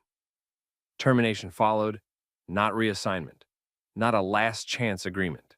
Fired. After that came the state certification review, because once an officer shows documented dishonesty or constitutional disregard, it doesn't stay local for long. Even if another agency wants to gamble on him, those records travel. Boone's outcome looked very different. He didn't turn the incident into a personal victory lap. He turned it into training material. That's what made it count. The department used the case in 2026 recruit instruction and in-service refreshers. Not with names blasted across slides for drama. With the facts, a citizen on private property. A vague complaint.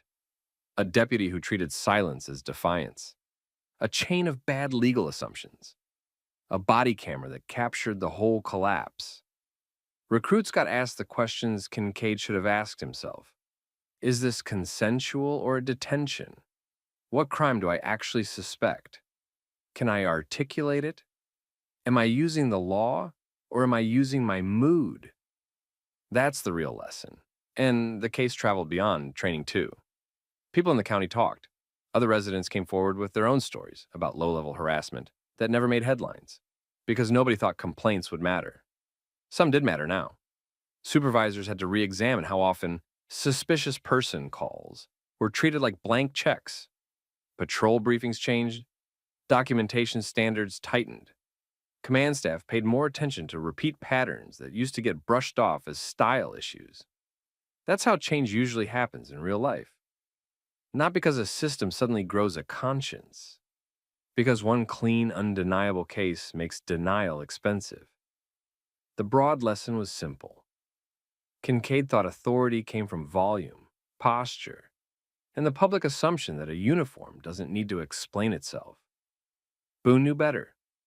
Real authority comes from law restraint, and being able to justify what you do after the adrenaline is gone and the footage gets replayed in a quiet room. That deputy lost his job because he forgot something basic.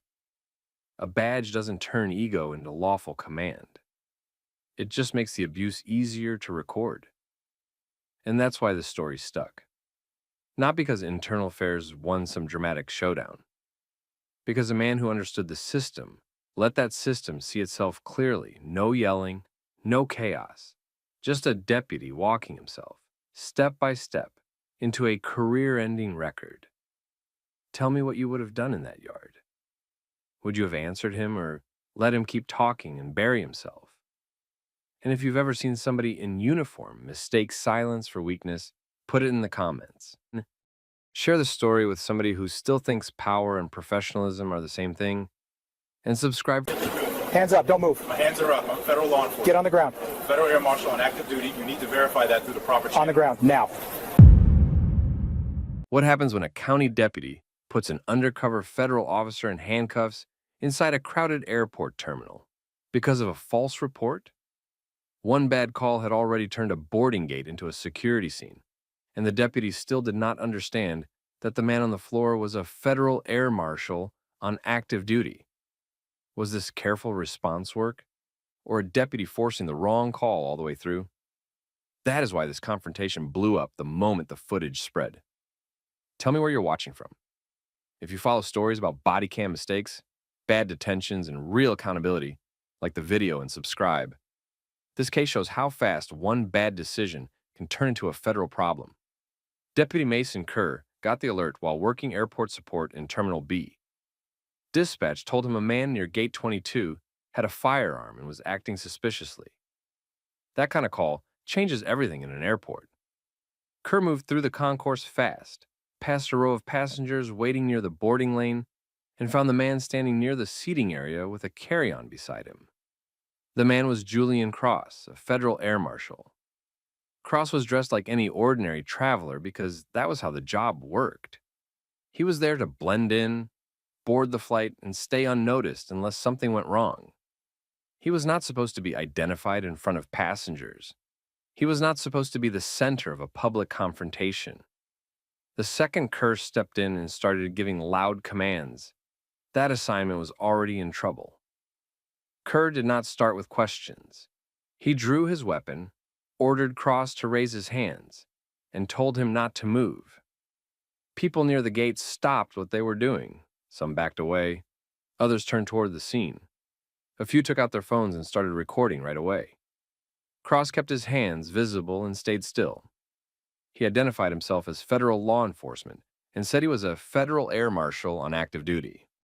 He said he had credentials and told Kerr to verify through the proper channel. Kerr kept his weapon up. That was the point where the stop stopped being controlled and started becoming a problem. No one would fault a deputy for taking an armed person call seriously in an airport. The problem was what happened after Cross identified himself. Kerr acted as if the statement meant nothing. He ordered Cross to the ground. Cross repeated that he was authorized to carry, that he had credentials, and that the deputy needed to verify before making the scene worse.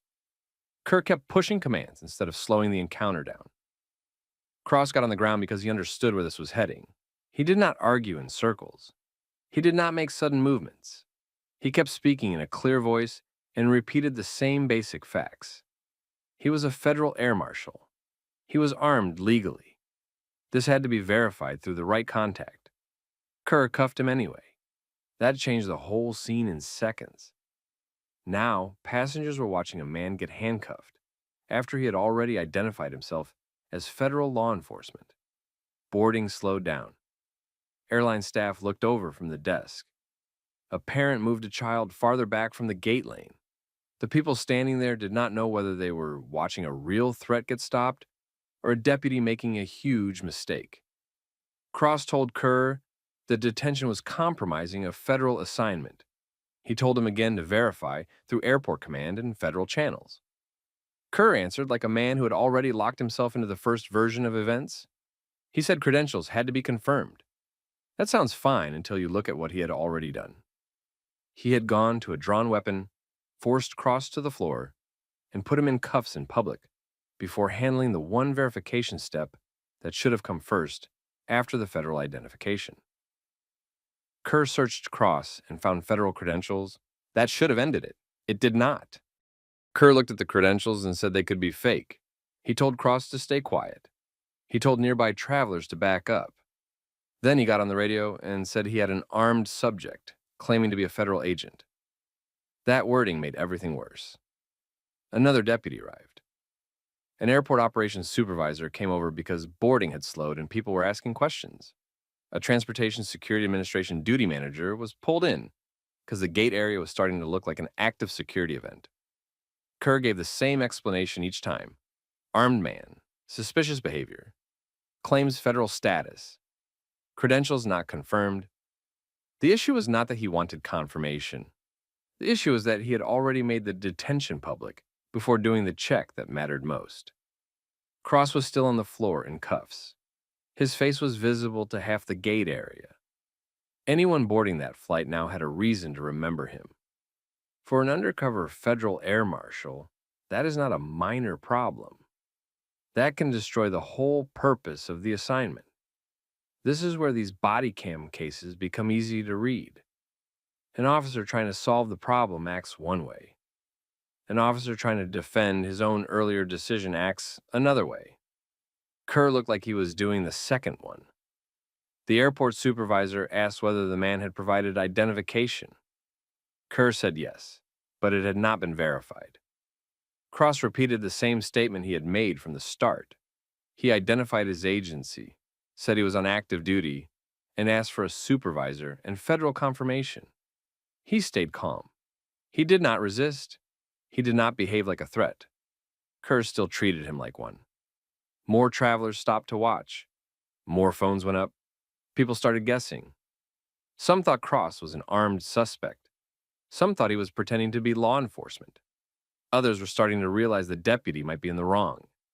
That is how public confusion spreads in real time. People do not need full facts. They just need a scene big enough to start filling in the blanks themselves. Then Sergeant Leah Barton arrived. She moved in, got Kerr's summary, and heard the same version he had already told everyone else. Armed man near the gate. Suspicious conduct. Claimed to be a federal air marshal. Credentials not verified. Then she addressed Cross directly. He identified himself again, said he was on duty, and told her to contact federal dispatch immediately. Barton understood the problem right away. A false report inside an airport is serious. A county deputy publicly detaining an undercover federal air marshal is worse. At that point, she knew the next few minutes would decide whether this stayed a bad stop or turned into a full interagency disaster. That was how it started. One false report, one deputy who escalated before verifying, one federal officer exposed in front of a terminal full of travelers, and the scene was still building. Sergeant Leah Barton knew right away that she was not looking at a normal airport detention. She had a county deputy holding an armed man in cuffs near a boarding gate. That man was calm, specific, and consistent. He said he was a federal air marshal. He said he was on active duty. He said the deputy needed to verify through federal channels immediately. None of that matched the usual behavior of someone bluffing through a bad stop. Barton told Deputy Mason Kerr to step back and stop talking over him. Then she asked Julian Cross to identify himself again. Cross did. Same answer. Same tone. Federal air marshal. Active assignment. Armed by authority. Immediate verification required. He did not try to make a speech. He did not over-explain. He gave her the exact information she needed and nothing extra. That mattered. People who are lying usually start adding things. Cross did not. Barton took the credentials from Kerr and looked at them herself. They appeared legitimate. Federal seal, proper formatting, agency identification. That did not end the problem because appearance alone was not enough. But it changed the issue. Now the question was no longer whether Cross had identified himself. He had. The question was why Kerr had kept escalating after that point. Barton asked Kerr exactly what Cross had done before the detention. Kerr said dispatch reported an armed, suspicious man near the gate and that Cross matched the description. Barton asked whether Cross had threatened anyone. Kerr said no. She asked whether he had displayed the firearm. Kerr said no. She asked whether he had refused commands. Kerr tried to frame it as non-compliance, but the body cam was already telling a cleaner story than he was. Cross had identified himself, kept his hands visible, and asked for verification.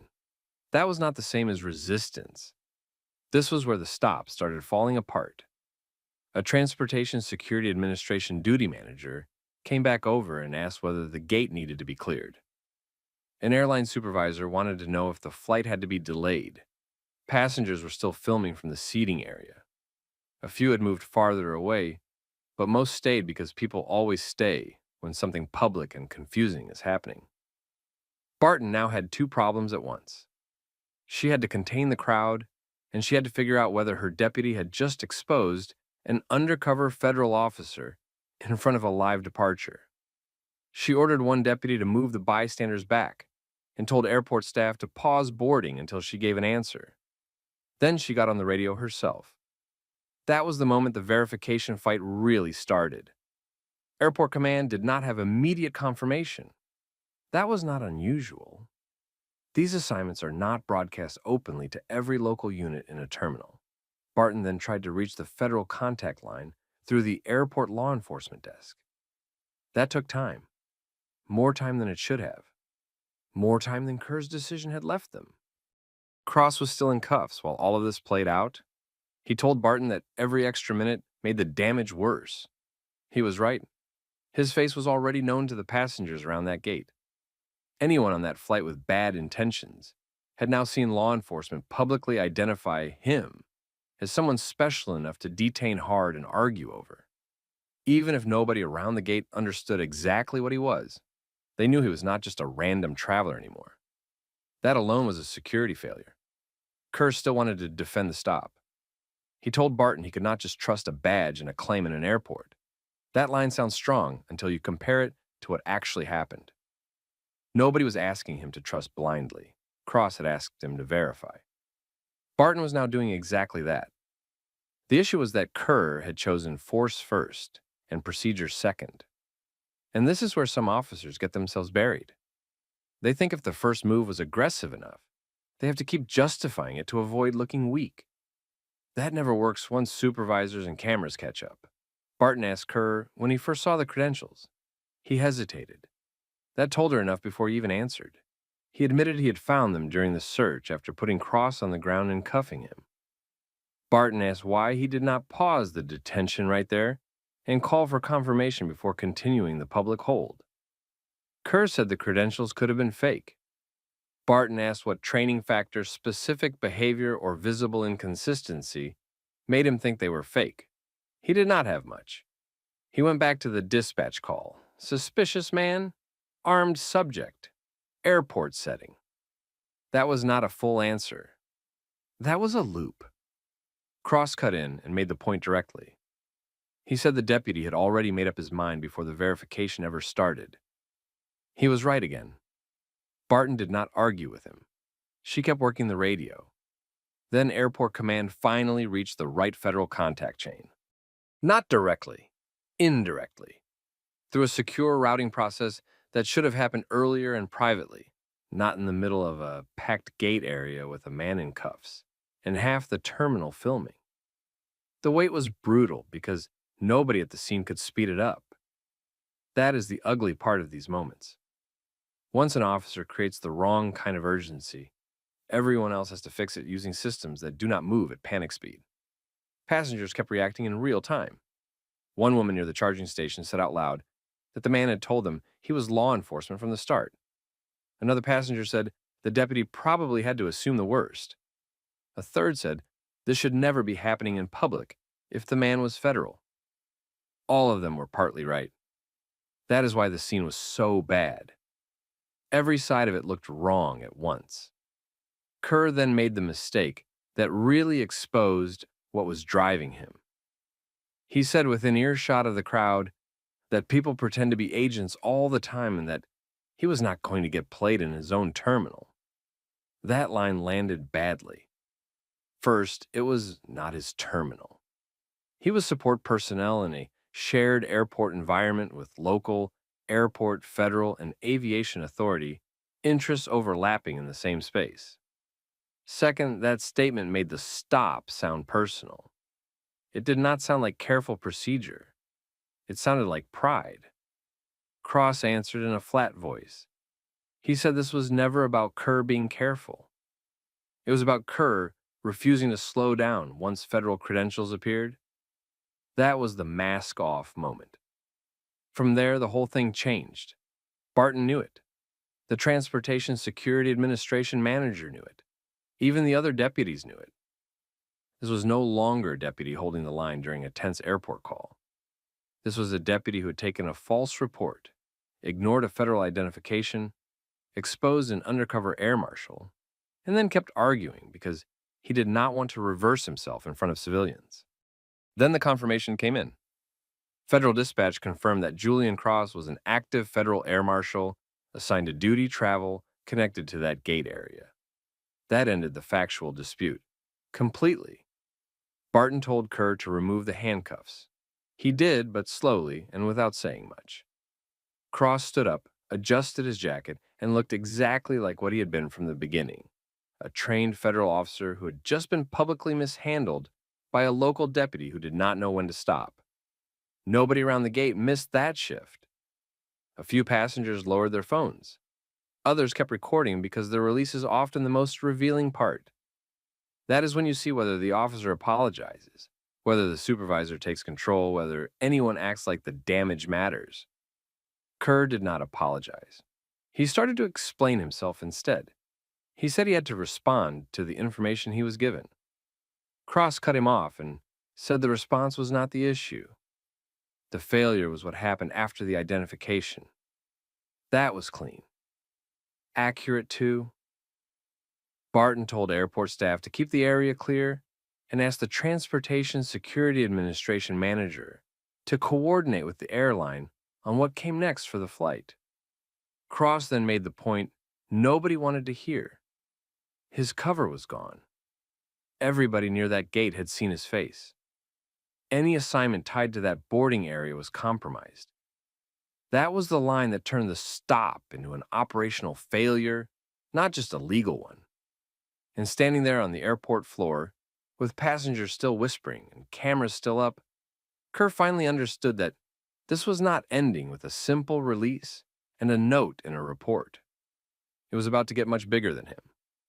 Once the cuffs came off, the scene did not calm down. It just changed shape. Julian Cross was no longer being treated as a suspect. Now he was the federal officer who had just been exposed in front of a terminal full of travelers because a county deputy refused to verify first. That is a very different kind of problem, and everyone around that gate knew it. Sergeant Leah Barton tried to lock the scene down fast. She told the other deputies to stop talking to passengers, stop speculating, and stop making the situation worse. She directed airport staff to keep boarding paused. She asked the airline supervisor for a list of gate personnel who had been present. She wanted names, positions, and a timeline. She was already thinking ahead because once federal supervisors got there, every minute of this would matter. Cross did not raise his voice. He did not grandstand. He stayed direct.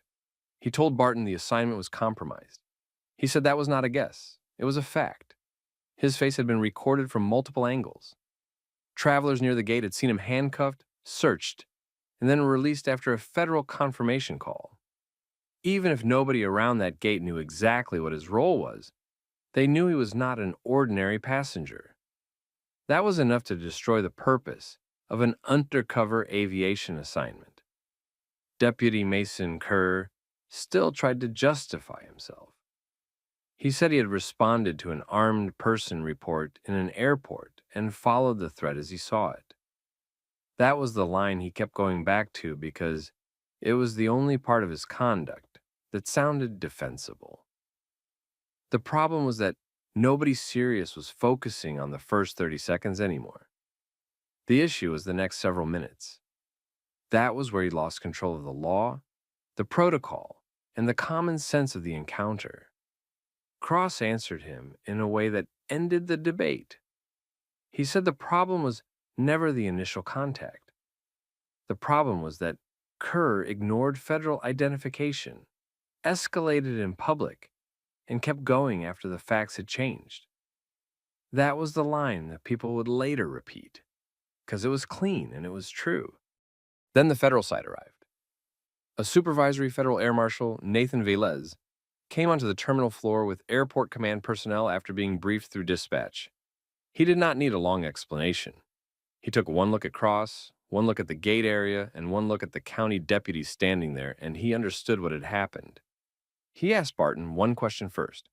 Had the air marshal's identity been publicly exposed before federal confirmation was complete? Barton answered yes. That answer carried weight. There was no soft way to put it, no procedural language to hide behind. A local deputy had publicly detained an undercover federal air marshal in a live terminal based on a false report and had kept doing it after receiving credentials. Velez then asked Cross whether he could still board. Cross said no. That was the operational end of it. The flight was no longer his mission. The moment was. Airport staff had to sort out the immediate mess. The airline needed to know whether the delay would continue. The Transportation Security Administration duty manager had to document the terminal disruption. Airport Command had to preserve radio logs, camera timestamps, and scene notes. Barton had to separate her deputy from the floor before he said anything else that made the department look worse. Kerr had gone from scene lead to liability in less than an hour. And this is where bad stops become career damage. Not at the moment of shouting, not at the moment of handcuffing, at the moment when every other professional in the room sees the same facts and understands that one officer kept pushing because he did not want to admit he was wrong. Kerr was pulled aside for an immediate debrief. He gave the same explanation again. Dispatch advised an armed, suspicious man. He responded with force. The credentials were not verified. He believed he had to maintain control.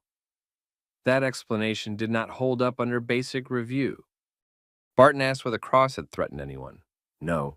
Whether he had displayed the firearm. No. Whether he had resisted commands after the stop began. No. Whether he had repeatedly requested verification through proper channels. Yes. Every answer made Kerr look worse. Cross gave his statement next. It was short, tight, professional. He explained where he had been positioned, how the initial commands were given, when he identified himself, when credentials were found, and how long the public detention continued after that point. He did not dramatize anything. He did not need to. A precise federal statement usually hits harder than an emotional one, because it gives everyone less room to argue. By then, the bystander videos were already moving. People from the gate had uploaded clips before the terminal was even fully cleared. The Bodycam footage was not public yet, but the passenger recordings were enough to light the fire. The first posts framed it as airport police arresting a federal officer. Others framed it as a deputy humiliating an undercover air marshal. Some people defended Kerr, at first because airports are high-risk environments, and no one wants officers ignoring gun calls. That defense weakened once more. Details came out. The public could accept caution. What they had trouble accepting was refusal to verify after valid credentials appeared. Within 48 hours, the county sheriff's office announced an internal investigation. That bought them almost no goodwill because the footage kept spreading and the facts kept getting worse. Local news picked it up first. Then national outlets followed because the story had everything that makes a case travel. Airport setting, federal agent, false report, body cam, public detention, interagency failure, civil rights exposure. That combination always moves. The county tried the usual first response. It called the incident unfortunate. It said the deputy acted on a report of an armed, suspicious person. It said the matter was under review. That language failed because people had already seen enough to know the real question was not why he approached. The real question was why he kept going after the federal identification. Then the lawsuit came. Cross filed a federal civil rights suit against the county, the sheriff's department, and Deputy Mason Kerr individually. The claims were exactly what you would expect: unlawful detention, excessive force, public humiliation, operational compromise, reputational harm, failure to train, failure to supervise, federal mission interference. Once those claims were on paper, the county had a much bigger problem than a bad news cycle. And the lawsuit did not stay narrow. The complaint went after the system. It argued that the deputy's conduct exposed weak interagency training at a major airport, poor verification procedures for plainclothes federal officers, and a culture that let local officers treat every challenge as a test of authority. That is how civil cases really hurt departments. Not when they describe one bad moment, when they tie that moment to policy failure. Discovery made it worse. Internal training records showed deputies assigned to airport support had only limited practical instruction on handling contacts with undercover federal personnel. The procedures existed, but they were too general, too uneven, and too easy to ignore in a fast-moving scene. Kerr's own reports also hurt him. He had written the detention in a way that made him look more measured than the Bodycam later showed. That gap mattered. Once a report starts drifting away from the video, credibility drops hard. Cross's legal team also used the strongest part of the case: the timeline. Initial contact, federal identification, credentials found, public detention continues, supervisor arrives, verification delayed, federal confirmation received, cuffs removed, cover destroyed. That sequence was clear. It was ugly. It was enough. The county settled before trial. The number was high enough to hurt, high enough that local officials could not brush it off as the cost of doing business. The settlement did not just cover the detention itself. It reflected the public exposure, the ruined assignment, the federal-local breakdown, and the policy failures that let the stop get that far. Kerr did not survive it professionally. He was suspended first, then terminated. State certification review followed. That review focused on judgment, report accuracy, escalation after identification, and failure to follow airport response protocol. The department tried to distance itself from him, but that only went so far. When a deputy creates this kind of failure in a major terminal, command owns part of it too. They put him there. They trained him, or failed to. Changes came after that. The airport adopted new joint contact rules for local officers, airport police, and federal aviation personnel. The 2026 update required immediate supervisor involvement, the moment a plainclothes subject credibly identified as federal law enforcement in a secured aviation environment. It also required a verification hold model, meaning officers had to shift from public domination tactics to controlled confirmation steps unless there was an actual active threat in front of them. That distinction mattered. Armed presence alone was no longer enough to justify blowing through identification in a terminal. Departments also added scenario-based training on friendly force risk, undercover exposure, and interagency contact inside airports. That training came too late for Kerr, but that is how reform usually works. Somebody gets humiliated, somebody sues, taxpayers pay, and only then do agencies decide they should have trained better from the start. As for Cross, he did what trained federal officers usually do after a scene like that. He documented everything, stayed disciplined, and moved forward. The detention did not define him. The deputy's bad call did. That is an important difference. And that is the lesson in this case. An officer can respond fast and still think clearly. An officer can take a gun call seriously and still verify before turning a terminal into a spectacle. What destroys cases like this is not caution. It is ego. It is the refusal to stop once new facts show up. It is the need to win the scene instead of handle it. So, what do you think? Was Deputy Mason Kerr being careful? Or did he turn a false report into a public abuse of authority the second he ignored federal credentials? Have you ever seen a situation where someone in uniform kept pushing just because they did not want to admit they were wrong.